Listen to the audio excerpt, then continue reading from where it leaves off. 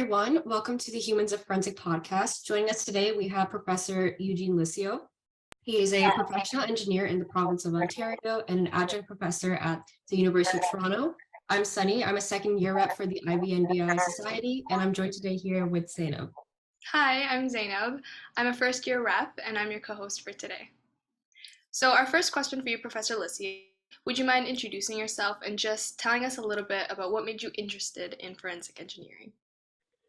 Okay, well, yeah, my name's Eugene Liscio, and well, I was born and raised in Canada, so we're going back actually in Toronto. And my background was mostly in engineering. So I went to school for aerospace engineering, and I really enjoyed, airplanes and things that fly, and I love science. And so I went through the program. I worked in the industry for a while, and it was fantastic. I had a really great first job. In fact, I had a wonderful first job with a great boss. And I worked in a materials and it's basically like a materials and testing laboratory for the fabrication of aircraft, which is just in Toronto by the airport. So at the time, it was called McDonnell Douglas Canada, and they made the wings for the aircraft, and then it transitioned over to Boeing. So Boeing bought the company.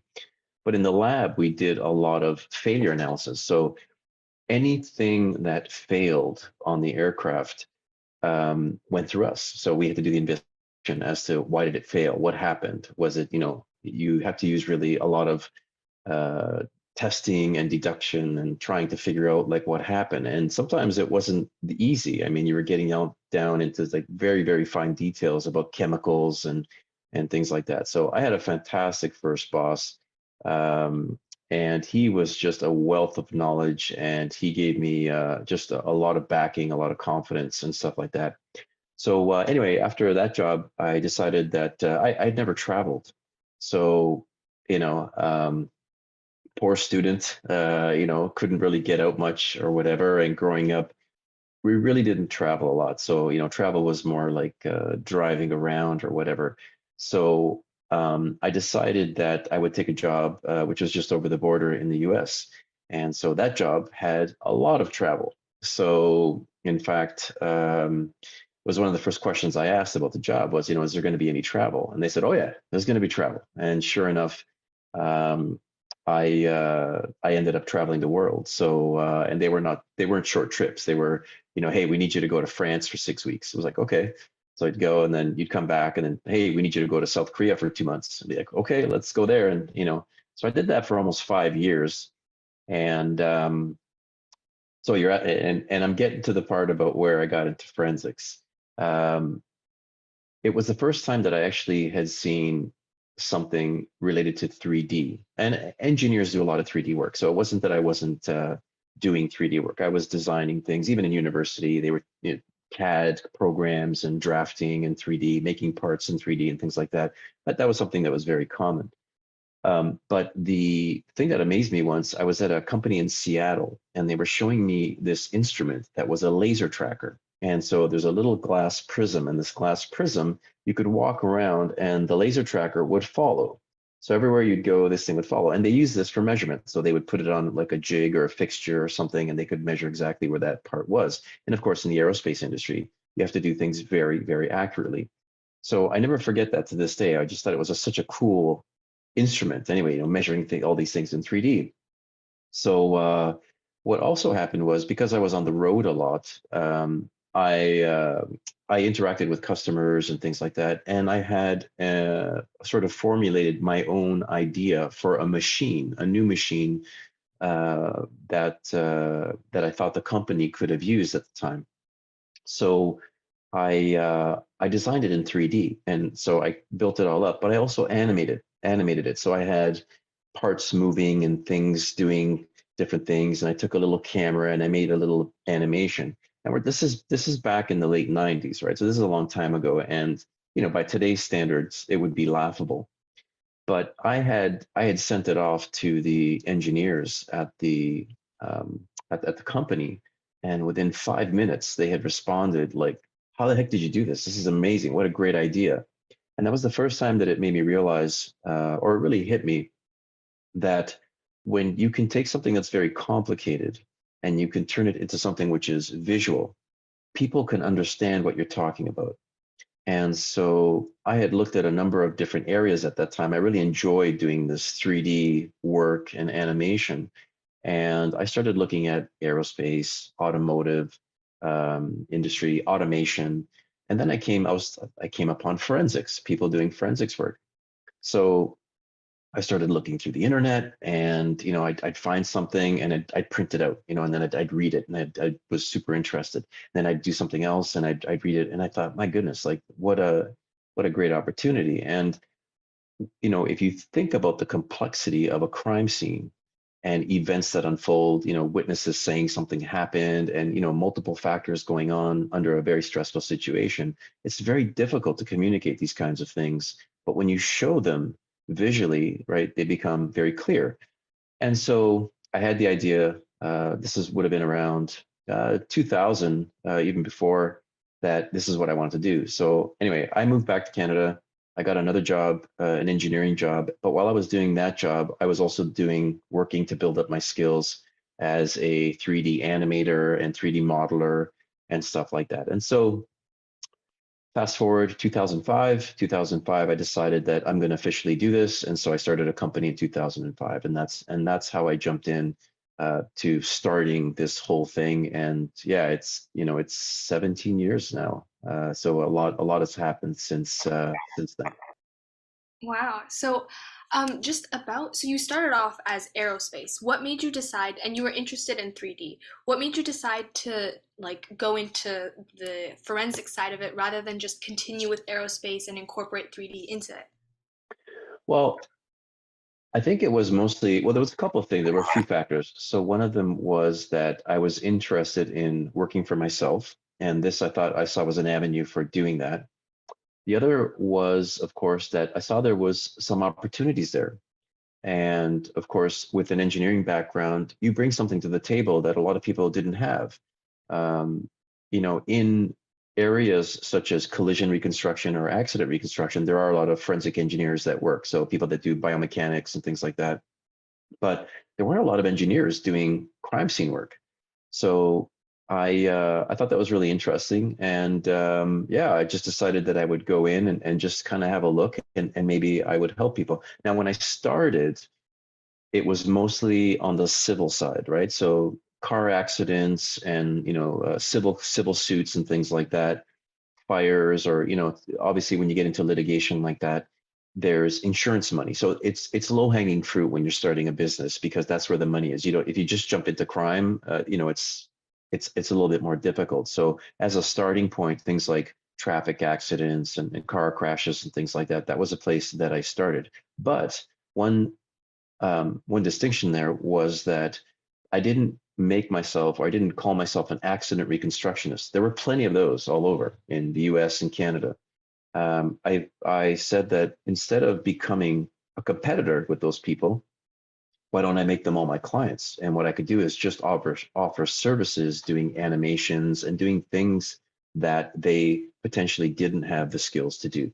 And that's how things started rolling. And then through a series of events, I met different people, and then they started asking me to help on criminal cases, so shooting cases and homicides and things like that. And just through a series of people I met in a series of cases and things like that, it shifted from sit to civil over to mostly crime. And so today it's mostly crime scene work.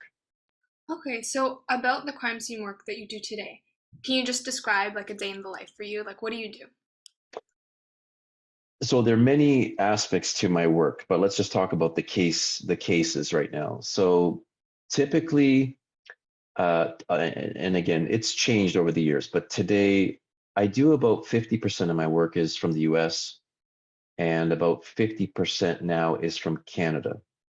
And if you look at those two things, sometimes it's for defense and sometimes it's for the prosecution or the crown. It just depends. Sometimes I get hired directly by the police. Sometimes it's the crown, right? Sometimes it's just a defense attorney. So it's a big mix. And so which is good. You don't, I wouldn't want to work primarily for prosecution. I wouldn't want to work, 100% for defense. You get to see both sides and you get to offer your skills to both. And I think it's good because as an expert witness, it shows that you're unbiased. You work both sides, right? So, a typical thing would be you get a call from somebody like a lawyer or an attorney or a police, and they say, hey, look, we've got this case and we're wondering if you can help us. It's like, okay, what have you got? Like, tell me about the problem, or how do you think I can help you? And so then they will tell you about the case, and they'll say, well, I've got a client, and he's accused of firing off a gun that kills somebody or something like that. But he swears he didn't do it. But he was with two other people, and they had the gun, but they're blaming him. That's something like a typical case. Sometimes it's things like officer involved shooting. We have an officer who's, he's being tried because he fired a gun at an individual that was coming at him. He thought somebody had a knife or a gun. So these officer involved shootings are under a lot of public pressure now because just a lot of what's been happening in the past. Sometimes people need help with bullet trajectories. We have, there were shots fired at this vehicle. Can you help us determine where the shots came from? We have a bloodstain pattern. Somebody was shot, and there's a bloodstain pattern. Can you help us determine where the shot came from, or where the bloodstain pattern came from, or something like that? So wide variety of things, and that's just sort of one aspect of it. But there are other things too. So speaking on the aspect at the University of Toronto, so you do teach the Introduction to 3D Forensic Reconstruction and Mapping course as part of the Forensic Science program. So what kinds of things are taught in this course for anyone who may want to take it? Yeah, so the 3D Forensic Mapping and Reconstruction course, so that began, well, I'll tell you how it started. So in 2010, I was, I don't remember if it was on the internet or if I saw it in a paper somewhere or something like that, but I got wind of this forensic field school. So something happened with this, I saw forensic field school. I'm like, something's going on there. And I was a big proponent of photogrammetry, and photogrammetry is where you can take a lot of photographs, and from those photographs, you process them in software and you can create a 3D model. Low cost, because everybody already has a camera in their digital phone or their phone or digital camera, whatever. So I looked and I saw something about, this was before Dr. Rogers, or Dr. Rogers was just moving into the position of a director. So I had called and I spoke to a gentleman, and he said, well, I'm leaving as director, so speak to Dr. Rogers. Okay, so I spoke to Dr. Rogers, and I remember at the time, I said, hey, look, I got this photogrammetry and we can create 3D models, we can take photos, it's really, cool technology. And she said, look, she goes, I don't know what you're talking about, but just come out to the field school. So I went out to the field school, and it was really interesting to see people, doing their little game of Twister with the levels and the lines and trying to, map out a clandestine grave or whatever. And so I would just say to them, hey, just give me 2 minutes, just stand aside for a second. And I would go click, click, click, click, click. And then what happened was I went back and I processed all the images, and I sent an email with a screenshot of one of the point clouds that was developed for one of the graves to Dr. Rogers. And she replied back, WW exclamation mark. So she was really impressed with what happened there. And so I actually first took on a student as an intern student, and I was helping them out with some mapping of clandestine grave stuff or whatever. And then I thought, if the students are really interested in it, why don't I put together a course,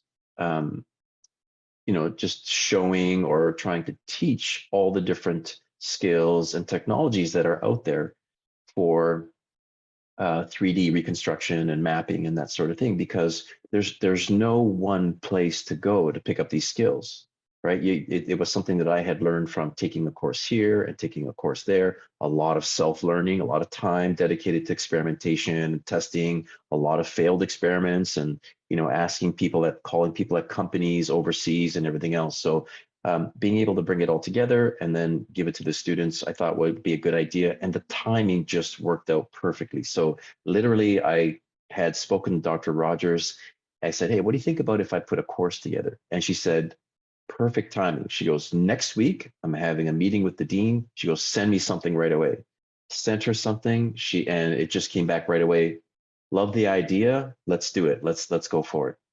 So the course itself is kind of an introductory course, but we look at a number of different 3D technologies. We look at laser scanning, we look at structured light scanners, we look at photogrammetry, we even look at basic skills like even hand mapping and things like that, like just how to use a tape to measure things in 3D, and apply that to crime scenes. So, for example, what are some of the very common things that you're going to be doing at a crime scene? One is you're going to make a sketch for sure. And even though you're working with 3D tools, you may make a two-dimensional, plan drawing or sketch of a crime scene. And so that's something that we do with software. And in the past, we've done a whole bunch of different things. I can't do it all in the course, but we pick off a bunch of things. So we do things with bullet trajectories. How do we measure bullet trajectories? So we run through, for example, like a shooting reconstruction scenario, and then I'll scan something in 3D and set up some bullet trajectories, and the students have to figure out where the trajectories are from. In the past, we've done things, for example, with suspect height analysis. So taking CCTV video and scan data and then combining them, and then the students have to figure out how tall somebody was that was walking through video. This year, I have them doing some photogrammetry projects where they're reconstructing small scenes using digital camera and making models. We do things with bloodstain pattern analysis. So this year, the students did something using cast-off patterns. So it's a new type of analysis. So I don't know if some of you may be familiar with area of origin analysis on a bloodstain pattern. So when there's impact, you get these radiating stains, and you can calculate more or less where the stain, where the impact came from, the general area. So a couple of years ago, I did a paper on cast-off patterns. And so when somebody's swinging an object and there's blood released or projected off of an object that has blood on it, it usually creates a curvilinear pattern on the wall. And there were no methods to reconstructing that before. People kind of looked at it and said, okay, it looks like a cast-off, and that's all they did with it. So I published a paper where I came out with a method and that comes up with the path volume envelope. So it's basically a volume of space from where the swing path came from. So basically what the area of origin analysis is to an impact, the path volume envelope is to a cast-off pattern. And so I've let the students do that, and they're probably the first of 100 people in the world who have ever done that type of analysis. So they're learning some pretty new and modern things. So that's kind of, hopefully that gives you a sense of the kinds of things that we do on the course. For sure. In addition to, you teach this course, you also mentioned that you have your own company. I believe it's called AI2 3D. So it's a company that specializes in 3D forensic measurement, analysis, visualizations for law enforcement, as you mentioned, and legal activities, civil activities at times. So what was your process and your journey of creating this company? Like, what made you want to start it? Yeah, that's a really interesting question.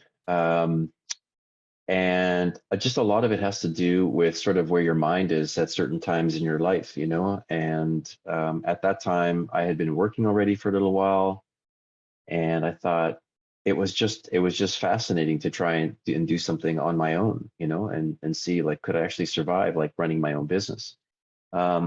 So ignorance was part of it, and I mean that sincerely. I mean, if I knew then what I knew now, I don't know if I would have done it. You know what I mean? I don't know if I would have taken that first step.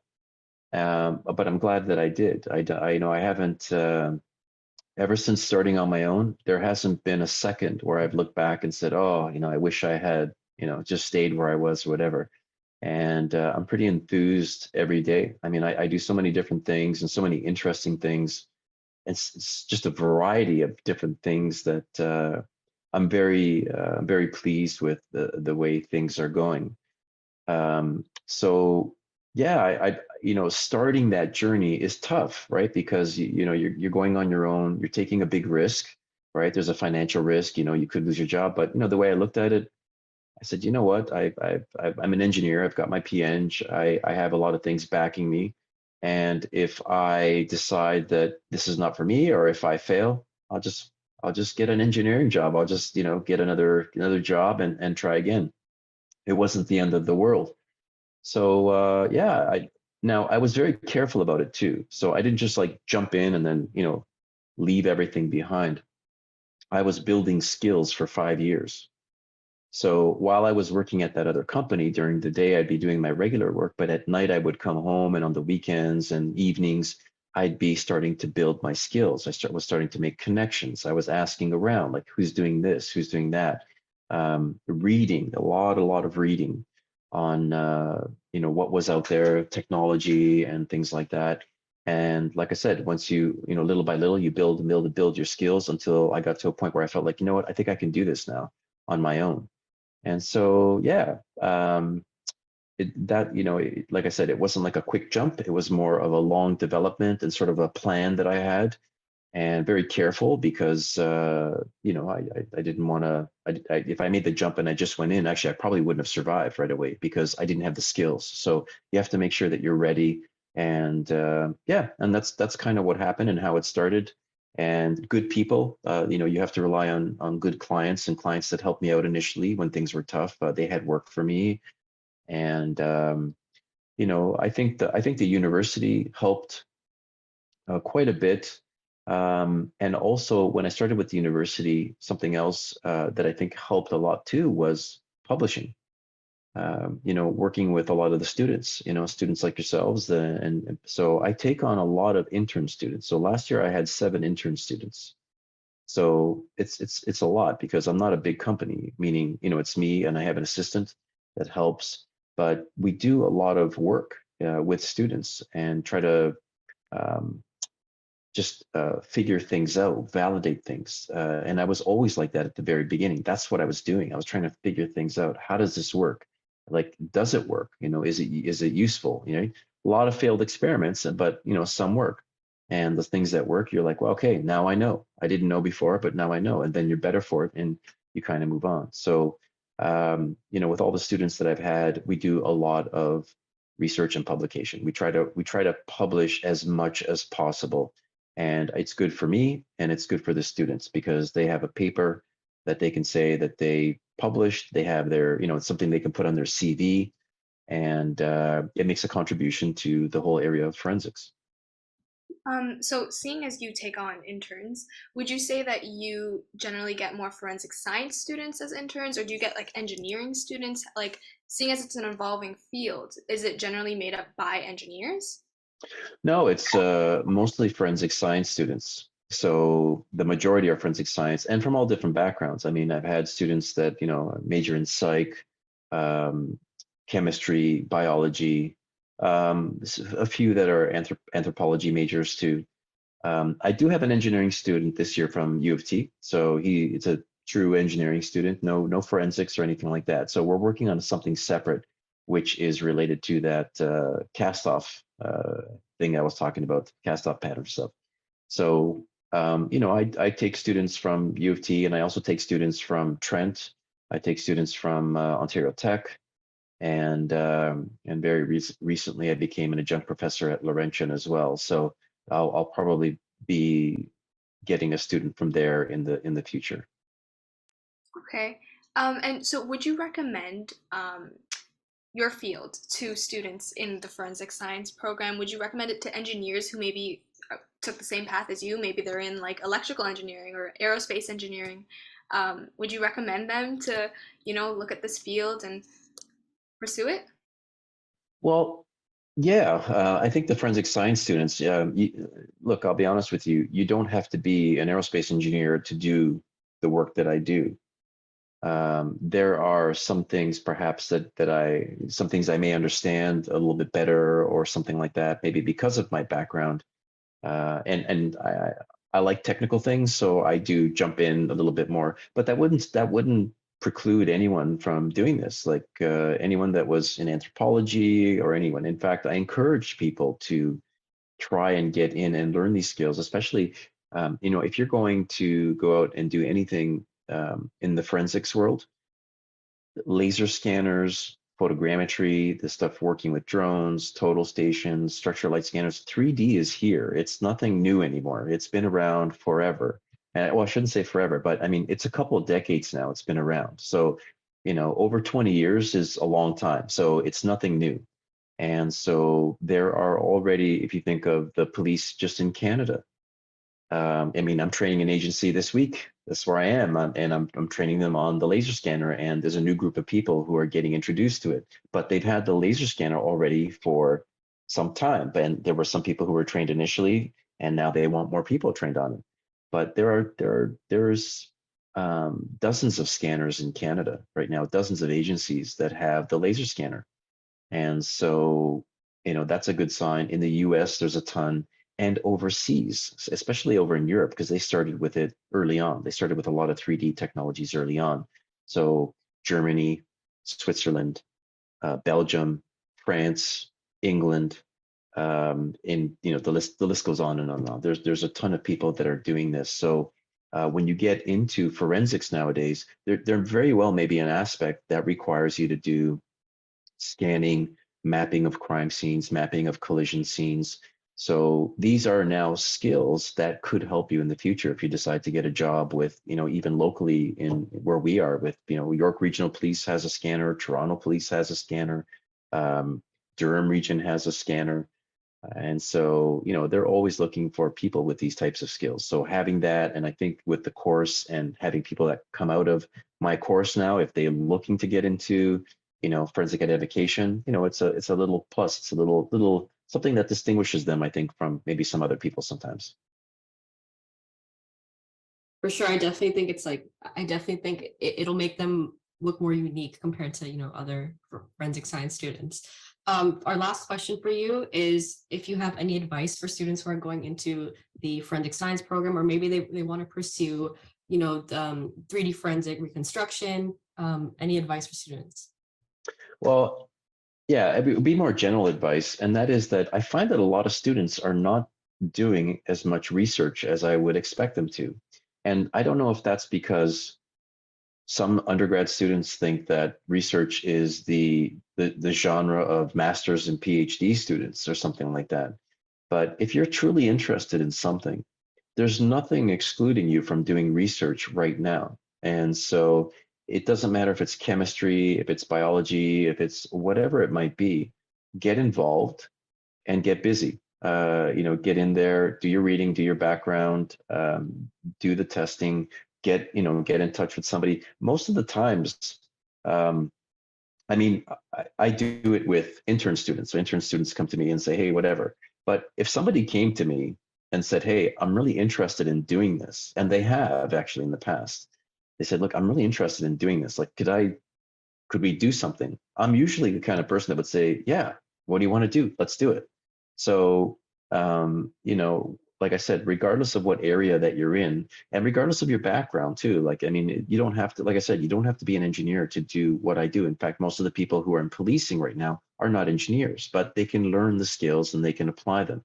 And so, yeah, not just with what I do, but with anything that you guys are doing, whether you're interested in forensic photography or whether you're interested in anthropology or biology, whatever it is, get involved. Find that little thing that is interesting for you and see if you can do some research. And if you can do the research, please publish, because it's going to benefit you and it's going to benefit everybody else too. And the other thing that I would say is that I got involved early on even when I was in university. I was making a lot of contacts, and so I would get out to conferences and I would get out to meet people at events and things like that too. And I found that very helpful. Now that's before I got into the forensics. That's when I was in the aerospace. But I found that getting involved with people who were like-minded or had similar interests was really fruitful for me. So, people are really important.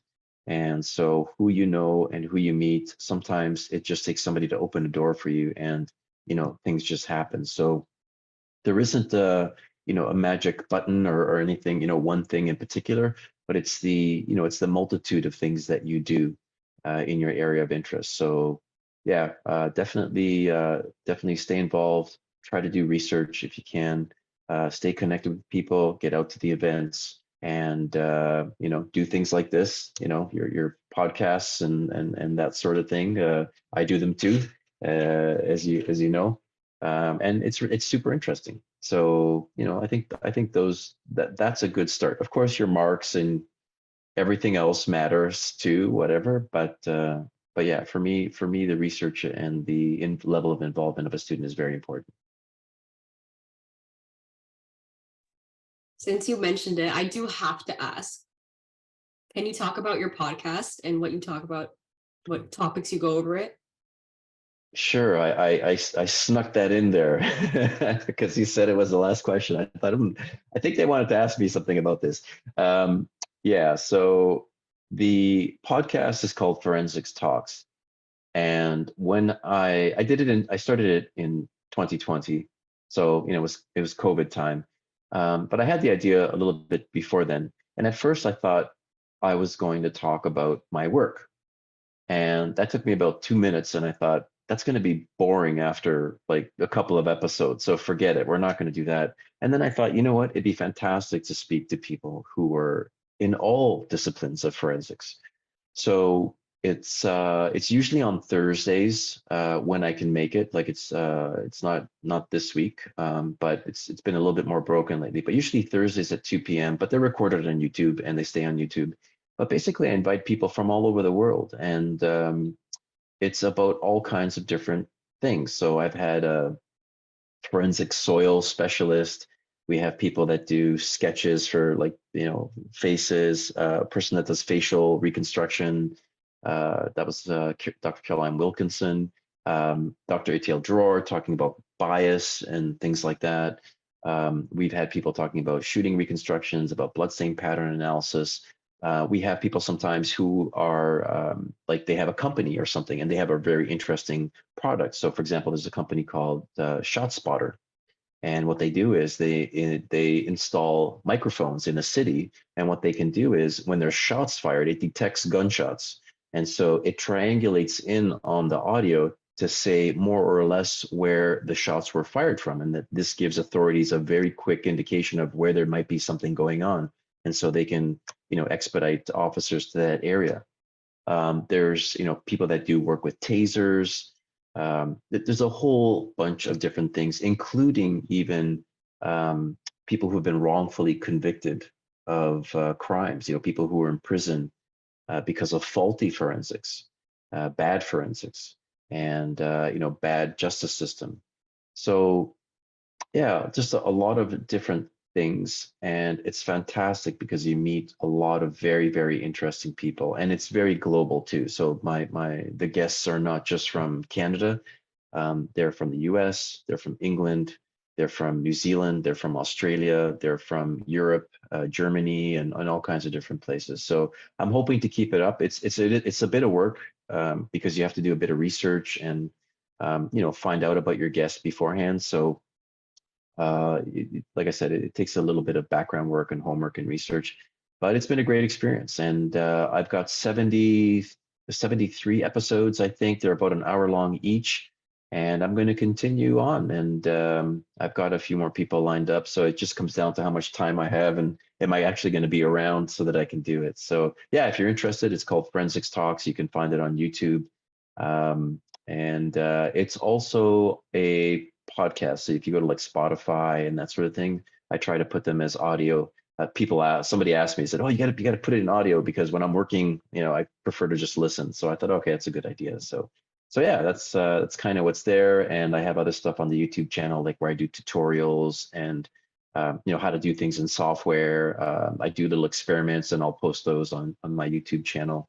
So yeah, I try to keep busy on social media where I can. That's great. Thank you so much for the advice you've given us, Professor Liscio. I think all of us as students will benefit from it. And it was inspiring to hear how you went from one field and you kind of branched out. So I think anyone who's a little not sure about what they're doing will definitely listen to your story and be inspired by it. So do you have any final remarks? Uh, well, I tell you what, the hard part is trying to figure out what you want to do, right? That's always the hard part, right? And so I get it. And I remember being in the same position as a lot of, students and things like that. So I guess I would say find out what is meaningful to you and try to stick with that. That's usually what you'll probably enjoy. And I sometimes I'll tell students, hey, think about when you were a kid, when you were younger. What did you like doing? If you really were passionate about music and arts and things like that, chances are it's probably still in you, somewhere or whatever.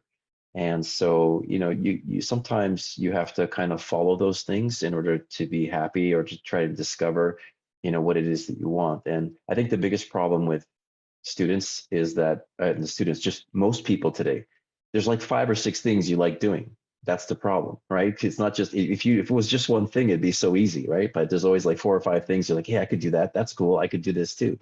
And so I think that's a problem. So once you figure out what you want to do, it's a lot easier. So I think that's where people need to kind of focus. And that would kind of be a little piece of advice. But yeah, other than that, I want to say thank you very much for the invitation. Really appreciate it. Thank you for coming, and thank you for our listeners. Thank you for listening to this episode of Humans of Forensics. Feel free to check out our other episodes and make sure to check out Forensic Talks as well as our website, and follow us on our socials, and you can check our Discord as well. It's been a pleasure. Thank you so much for coming on today. Thank you. Thank you so much.